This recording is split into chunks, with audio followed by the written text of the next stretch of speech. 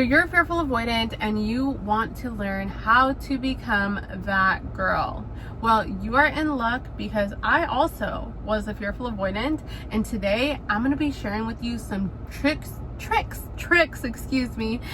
and tools to becoming that girl and start embodying your true goddess energy, which is something that I know you want to tap into. Fearful avoidance, we tend to, because I used to be fearful avoidant myself, we tend to crave love and connection. Like, we want to be really close to people. We know that love can feel so good, so validating, so reassuring, but at the same time, we fear it and we want to push it away. So it's like we get into a relationship, we get into having some deep connection and people get really close to us, and then all of a sudden we start fearing, like, oh my gosh, I'm getting too connected to them. Are they gonna hurt me? When is the shoe gonna drop? Because I know it's gonna drop some point, but where is it going to drop, right?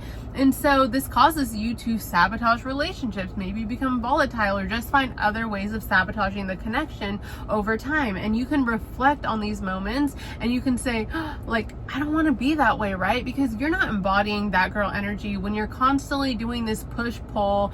You're volatile, you're not really calm and peaceful, trying to be like in free flow. You're constantly in this like fight or flight mode. And I know what you're thinking, well, Maricella, I've been traumatized. How do I get out of this? Well, today, that's what I'm going to talk to you about, girl. Don't even worry about it. Today, we're going to talk about this. So, number one, I need you to be able to get your nervous system into a quiet, more peaceful feeling on a regular basis. So right now, as a fearful avoidant, right, you probably have a lot of anxiety, you probably have a lot of overthinking going on, you probably are always feeling this like energy inside, but it's kind of like because your system is always in this fight or flight, like ready for a threat or anything to come around the corner. Like, you are ready to go, girl, because you've been trained that way. You've been conditioned by your experiences in your childhood. And so what I need you to do is to start doing some form of meditation,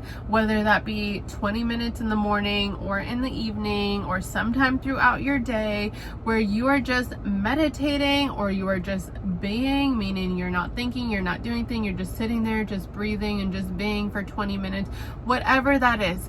Do a practice, a nervous system practice every single day for at least 21 to 30 days. I would say 30 days if you can. And just see how this helps shift your energy. Why is this so important? Because you understand that human beings are literally energy. So when you go around people who are very uptight, you can feel this energy. People can feel this energy from you. And being able to practice putting your nervous system into a restful mode on a regular basis, calming it down intentionally, your body starts to learn and adapt and adopt this new behavior as being more present, being more calm, cool, and collected on a regular basis, and you will see a shift. Just do it and see. Number two, I need you to start telling yourself good things all of the time and stop all the negative self-talk, okay? I need you to start pouring into yourself on a regular basis. When I started doing this, I had to tell myself every single morning, every single evening, things that I loved about myself. I would make a list of 10 things and I would say, okay, Maricella, I love that you are smart. I love that you love to learn all the time, that you are always listening to podcasts. I love that you have long brown hair. I love the way that your eyebrows sit on your face. I would just tell myself 10 things that I love about myself. And at first it was a little awkward, but it started becoming normal and I started feeling good. I'm like, ooh, I started feeling like that girl energy. Like, it just started kicking in by itself. And I'm like, wow, all because I've been building myself up. And every time I noticed myself having some kind of negative self-talk, I would shift that right away. So anytime you have negative self-talk going on, just shift it to something else right away. Replace it with a comment as soon as you can. An example of this is like, sometimes I would put on certain clothes and I didn't like the way that they looked on me. And sometimes I could notice myself saying like, oh, that looks bad on you. You look bad in this.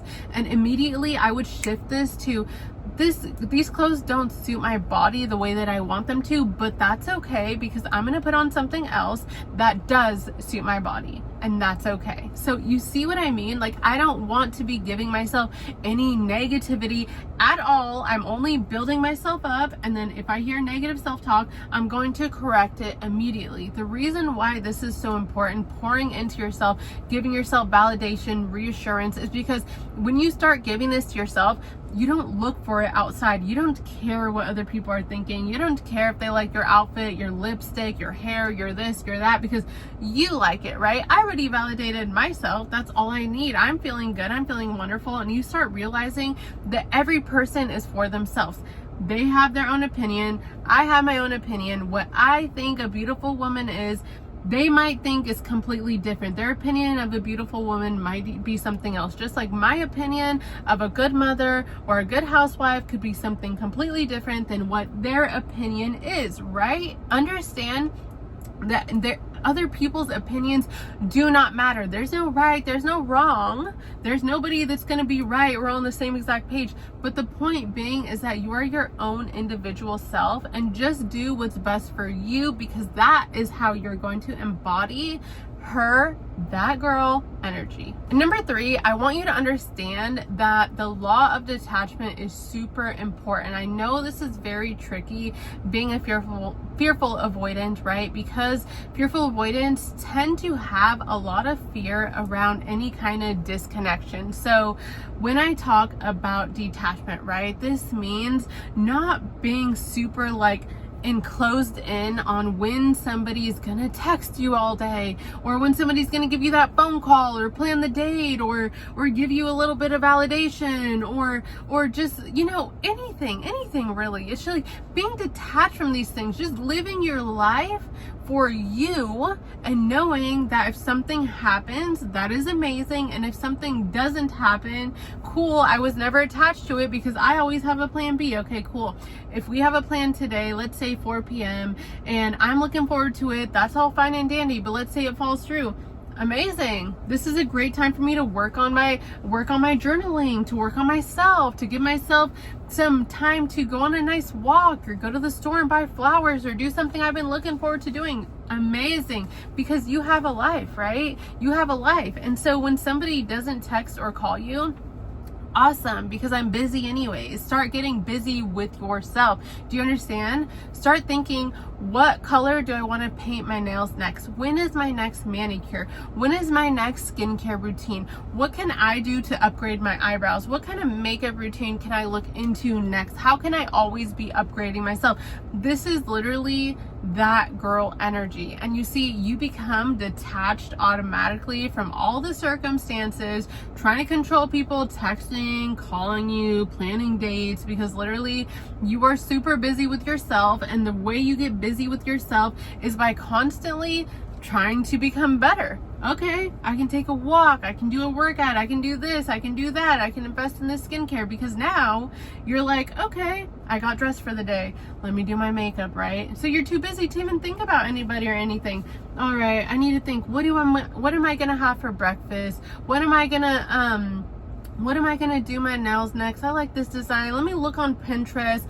What kind of clothes are coming up for the summer, because I want to look cute. Like, you're just too busy. You're occupied with yourself, and you need to be, right? This is how you start embodying that girl energy. So just keep these tips, tools, tricks in mind as a fearful avoidant, and let me just share with you one last bonus tool. This bonus tool is going to be for the fearful avoidant women out here who experience triggering moments, because we all know that they come up when you're feeling a 10 out of 10 trigger. I want you to wait to react. Do not react in the moment. Please try to embody like a little bit of self-control, and instead start going through these couple of key prompts to get you back grounded. So take about, let's say, if you can take like 5 minutes to do a grounding technique whenever you are feeling triggered, right? Maybe you just do some deep breathing, but you commit to this. I'm going to do deep breathing before I react. I'm going to calm my body down, my emotions. And then once my body is kind of calm, I'm going to go through these questions, and I'm going to ask myself, okay, what is the triggering event that happened, right? Maybe my boyfriend didn't call me at 3 o'clock like he said. What did I make this mean? Or why is it bad? Well, I'm probably triggered because I probably am making this mean that he doesn't care about me, or he doesn't love me, because why didn't he call me at 3 p.m. like he said? And then, can I know for 100% that this is true? The chances are no, right? Let's be realistic. We don't know why they didn't call. It's not because the thought that we were giving it, we give it all this negative meaning. So no, we don't know that it's 100% true. And then number 4, I want you to ask yourself, what else could it be other than the negative meaning that I'm giving it? Well, name 3 things. Well, he might have got like a flat tire. Maybe he stopped at the store. Maybe he got busy washing his clothes or something, and then he just totally lost track of time, right? Any 3 things, just find 3 other things that it could be. And the reason for this is it's going to help ground yourself back into the facts so that you're not just investing into these one-sided stories as if they're an absolute truth. And then number 5, I need you to ask yourself, what am I needing right now? And what is a healthy strategy to get this need met directly? So what I'm needing is to understand what is going on, or to talk with him to see what's going on, because we were supposed to talk at 3 p.m. and he didn't call me.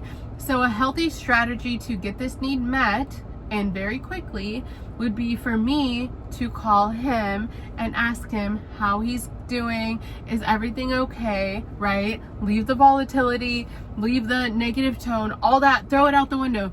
Ground yourself and just be cool, calm, cool, and collected, and just go through these prompts and get yourself back to a regulated space. So I hope that makes sense. If you have any questions, go ahead and drop them in the comments below. Please follow and subscribe. I am sending you lots of love. God bless.